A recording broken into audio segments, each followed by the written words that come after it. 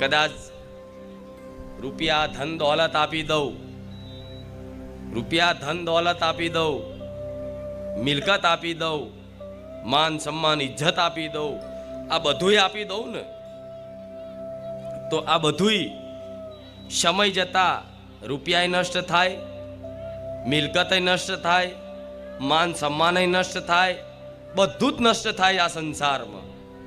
પણ એકમાત્ર ભગવાનનું નામ એવું છે કે જન્મો જન્મ સુધી નષ્ટ થતું.